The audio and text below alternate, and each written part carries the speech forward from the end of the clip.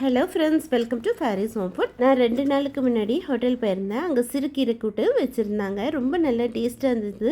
எப்படி செய்யணும்னு கேட்டு நான் தெரிஞ்சுக்கிட்டேன். எனக்கு தெரிஞ்சதை உங்களுக்கு நான் ஷேர் பண்ணுறேன். நீங்களும் இதை சாப்பிட்டு என்ஜாய் பண்ணுங்கள். வாங்க, ஹோட்டல் ஸ்டைல் சிறுகீரை கூட்டு எப்படி செய்யலாம்னு சொல்லித்தரேன். வீடியோக்குள்ளே போய் பார்க்கலாம். வீடியோக்குள்ளே போய் பார்க்கறதுக்கு முன்னாடி நம்மளுடைய சேனல் ஃபேரிஸ் ஹோம் ஃபுட் சேனலை சப்ஸ்கிரைப் பண்ணாதவங்க சப்ஸ்கிரைப் பண்ணிக்கோங்க. தேங்க்யூ.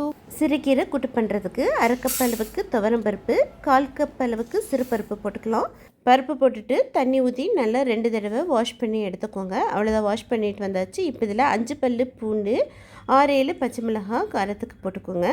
பழுத்த தக்காளியாக 2 தக்காளி கட் பண்ணி போட்டுக்கலாம். 1/4 டீஸ்பூன் மஞ்சள் தூள். பருப்பு வேகிறதுக்கு 2.5 கிளாஸ் அளவுக்கு தண்ணி ஊற்றிடலாம். தண்ணி ஊற்றிட்டு அப்படியே குக்கர் மூடி போட்டுவிட்டு 3 விசில் விட்டுருங்க. இந்த பருப்பு ஒரு பக்கம் வெந்துக்கிட்டு இருக்கட்டும். அதுக்குள்ளே நம்ம கீரை வாஷ் பண்ணி ரெடி பண்ணி வச்சுக்கலாம். பாருங்கள், நான் இன்றைக்கி இங்கே ஒரு கட்டி சிறுகீரை நல்லா வாஷ் பண்ணி எடுத்துக்க போகிறேன். 2-3 தடவை வாஷ் பண்ணி எடுத்துக்கோங்க. எப்போ கீரை வாங்கினாலுமே இந்த மாதிரி ஃப்ரெஷ்ஷாக கீரை வாங்கிக்கோங்க.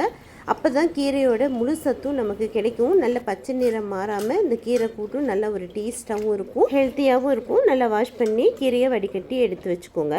இப்போ பேன் வச்சுக்கலாம். கொஞ்சமாக எண்ணெய் ஊற்றிக்கோங்க. எண்ணெய் சுடானதும் 1/4 டீஸ்பூன் சோம்பு, 1/4 டீஸ்பூன் கடுகும் சோம்பும் பொரியட்டும். இப்போ ஒரு 3 காஞ்ச மிளகாவை கிள்ளி போட்டுக்கோங்க. இது கூடவே இடித்து வச்சுருக்கிற ஒரு 6-7 பல்லு பூண்டை தட்டி போட்டுக்கோங்க. நல்லா கம்மகம்மன் வாசனையாக இருக்கும். கூடவே கொஞ்சம் பெருங்காயத்தூள் போட்டுக்கோங்க. வாய்வு ப்ராப்ளம் இல்லாமல் இருக்கும். பெரிய வெங்காயம், பொடியாக நறுக்கின வெங்காயமும் போட்டு நல்லா வதக்கிக்கோங்க. இப்போ வாஷ் பண்ணி வச்சுருக்கிற ஒரு கட்டு சிறுகீரையும் போட்டுக்கலாம். சிறுகீரையும் போட்டுட்டு நல்லா இந்த எண்ணெயிலேயே 1 நிமிஷம் நல்லா சுருள வதக்கிக்கோங்க. 1 டீஸ்பூன் அளவுக்கு உப்பும் போட்டு நல்லா வதக்கிக்கோங்க. 1 டீஸ்பூன் அளவுக்கு வீட்டில் இருக்கிற குழம்பு மிளகாய்த்தூள் போட்டுக்கிறேன். குழம்பு மிளகாய்த்தூள் இல்லைன்னா சாம்பார் தூள் நீங்கள் போட்டுக்கலாம். அவ்வளோதான், 2 மினிட்ஸ்லேயே சிறுகீரை நல்லா வெந்ததும் இப்போ கடைசியாக நம்ம வேக வச்சுருக்கிற பருப்பை ஊற்றிடலாம். பருப்பையும் ஊற்றிட்டு நல்லா மிக்ஸ் பண்ணி விட்டுக்கோங்க. உப்பு எல்லாம் செக் பண்ணிக்கோங்க. இப்போ ரொம்ப திக்காக இருந்ததுன்னா கொஞ்சமாக ஒரு 1/2 கிளாஸ் அளவுக்கோ இல்லை 1 கிளாஸ் அளவுக்கோ தண்ணி ஊற்றிக்கலாம்.